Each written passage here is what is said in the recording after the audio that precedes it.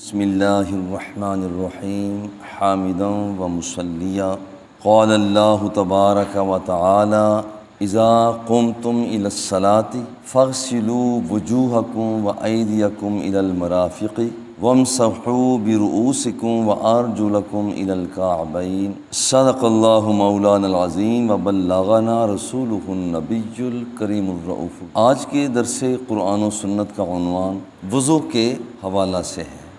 اللہ جل جلالہ نے سورہ المائدہ آیت نمبر 6 میں ارشاد فرمایا اذا قمتم الی الصلاۃ، جب تم نماز میں کھڑے ہونے کا ارادہ کرو تو کام تم نے کیا کرنا ہے؟ فاغسلوا وجوہکم، اپنے چہروں کو دھوو، وایدیکم، چہروں کو دھوو، بالوں کے اگنے کی جگہ سے لے کر ٹھوڑی کے نیچے تک، دونوں کانوں کی لو تک، یہ درمیان کا جتنا علاقہ ہے چہرے کے اس علاقہ کو دھوو، وَأَيْدِيَكُمْ إِلَى الْمَرَافِقِ، اور اپنے ہاتھوں کو کونیوں سمیت دھوو، وَامْسَحُوا بِرُؤُوسِكُمْ، اپنے سروں کا مسح کرو، وَأَرْجُلَكُمْ إِلَى الْكَعْبَيْنِ، اور پھر دھونے کا سلسلہ جو پاؤں کو ٹخنوں سمیت دھوو۔ یہ 4 فرض ہیں جو اللہ جل جلالہ نے ہمیں قرآن مقدس میں عطا فرمائے۔ لفظ وضو اصل میں الوضاءۃ سے بنا ہے اور اس کے معنی حسن کے ہیں اور صفائی کے ہیں۔ اصل میں یہ باطن بین لوگ بیان کرتے ہیں کہ یہ اصل میں وضو کا کرنا اللہ جل جلالہ سے ملاقات کی ایک تیاری ہے۔ جیسے ہم کسی سے ملنے کے لیے جاتے ہیں تو کہا جاتا ہے بھی ہاتھ منہ تو دھو لو، ذرا کنگھی شنگھی کر لو۔ اسی طرح سے بندہ مومن ابھی سے تیاری کر رہا ہے کہ میں نے اپنے رب سے ملاقات کرنی ہے، ابھی سے وہ اسی پریکٹس میں ہے، چہرے کو دھو رہا ہے، ہاتھوں کو دھو رہا ہے، سر کو صاف کر رہا ہے، میں نے جنت الفردوس کے غالیچوں پر چلنا ہے، پاؤں کی صفائی ستھرائی کر رہا ہے، الوضاءۃ۔ اچھا یہاں پر تلفظ 3 طرح سے، وضو واو پر پیش، وضو واو پر زبر، اور وضو واو کے نیچے زیر، ہر ایک کا معنی بدل جاتا ہے۔ واو کے نیچے زیر ہو وضو تو اس سے مراد وہ برتن ہوتا ہے جس برتن کے اندر یہ پانی موجود ہو۔ جیسے ہم ایک ٹب ہے، ٹب سے وضو کرنا چاہ رہے ہیں تو وہ ٹب ہو جائے گا وضو واو کے نیچے زیر۔ ٹب کے اندر جو پانی ہے، جگ کے اندر یا لوٹے کے اندر جو پانی موجود ہے، اس پانی کو کہا جاتا ہے وضو واو پر زبر کے ساتھ۔ اور یہ جو ہم عمل کر رہے ہوتے ہیں، چہرے کو دھونا ہے، ہاتھوں کو دھونا ہے، سر کا مسح ہے، پاؤں کو دھونا، اسے کہا جاتا ہے وضو واو کی پیش کے ساتھ۔ وضو اور وضو جو ہم کر کے اب یہاں پر بیٹھے ہوئے ہیں، یہ وضو کر کے بیٹھے ہوئے ہیں، واو پر پیش کے ساتھ یہ کر کے بیٹھے ہوئے ہیں۔ اب یہاں پر ایک بات پیش نظر رہے، قرآن مقدس میں اللہ جل جلالہ نے ارشاد فرمایا اذا قمتم، جب تم نماز کے لیے کھڑے ہو تو پھر تم چہرے کو دھو۔ حالانکہ جب نماز کے لیے کھڑے ہو گئے پھر تو ہم وضو نہیں کر پائیں گے، یہی وجہ ہے کہ اس کا معنی کیا جاتا ہے اذا قمتم، جب تم نماز کے لیے کھڑے ہونے کا ارادہ کرو۔ اور اس کا اسلوب ہمیں قرآن مقدس میں دوسرے مقام سے ملتا ہے، فَإِذَا قَرَأْتَ الْقُرْآنَ فَاسْتَعِذْ بِاللَّهِ مِنَ الشَّيْطَانِ، جب تم قرآن، ویسے ترجمہ بنتا ہے فَإِذَا قَرَأْتَ الْقُرْآنَ، جب تم نے قرآن پڑھنا ہے تو کیا کرنا ہے؟ جب تم قرآن پڑھو تو اس وقت اعوذ باللہ من الشیطان الرجیم پڑھو، استعاذہ کرو۔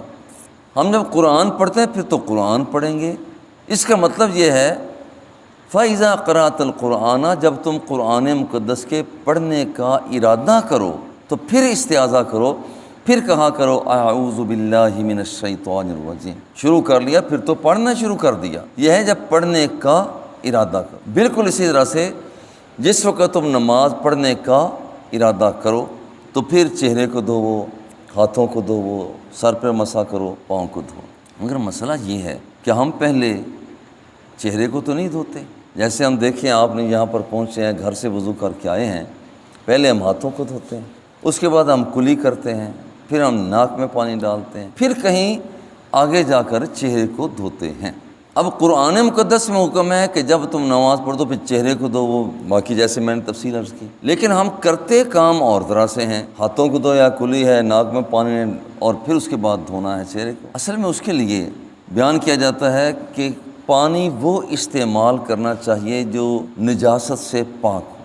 پانی تھوڑا ہو اس میں نجاست گر جاتی، خیر اس کو تو ضائع کر دیا جائے، لیکن پانی اگر زیادہ ہے، جسے ہم عموماً کہتے ہیں دا در دا، یعنی 10 ہاتھ لمبائی میں چوڑائی میں 10-10 ہاتھ کم از کم اتنا ہو، اور گہرا اتنا ہو کہ ہم چلو سے پانی لیں تو مٹی ہاتھ میں نہ آئے، اتنا سا پانی ہو تو زیادہ شمار کیا جاتا ہے۔ مگر اس کی خوبی یہ ہونی چاہیے کہ اس کے اندر غلاظت کا رنگ نہیں ہونا چاہیے، غلاظت کا مزہ نہیں ہونا چاہیے، اور غلاظت کی بو نہیں ہونی چاہیے۔ یہ پانی جو اتنا زیادہ بھی ہے، یہ ہم استعمال اس وقت کر سکتے ہیں جب کہ اس کے اندر غلاظت کا رنگ، غلاظت کی بو، غلاظت کا مزہ یہ نہیں ہونا چاہیے۔ تو بندہ مومن جب وضو کرنے لگتا ہے تو فوری طور پر چہرے پر پانی نہیں ڈالتا، بلکہ پہلے ہاتھ میں لیتا ہے، گویا کہ یہ چیک کر رہا ہوتا ہے کہیں اس کے اندر کوئی رنگ غالب تو نہیں، پھر کلی کر کے یہ جائزہ تجزیہ کرتا ہے کہ کہیں اس کا ذائقہ تو بدلا ہوا نہیں، ناک میں پانی ڈال کر وہ سونگھ رہا ہوتا ہے کہیں اس کے اندر بو تو پیدا نہیں ہو گئی۔ جب وہ دیکھتا ہے پانی زیادہ ہے، اس کا رنگ بھی نہیں ہے، اس کا ذائقہ بھی بدلا ہوا نہیں ہے، اس کی مہک بھی زیادہ نہیں ہے، پھر کیا کرتا ہے؟ فغسلوا وجوہ، اب چہرے کو دھوتا ہے۔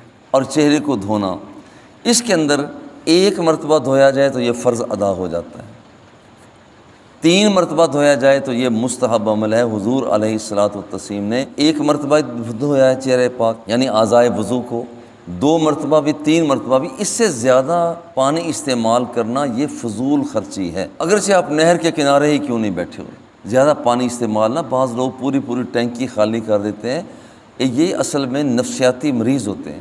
جب ہمیں پاکیزگی کے لیے، طہارت کے لیے حضور علیہ الصلاۃ والتسلیم نے ارشاد فرما دیا 1 مرتبہ دھو لو، 2 مرتبہ دھو لو، 3 مرتبہ دھو لو، اس سے زیادہ استعمال کرو گے تو یہ اسراف یعنی فضول خرچی کہلائے گا۔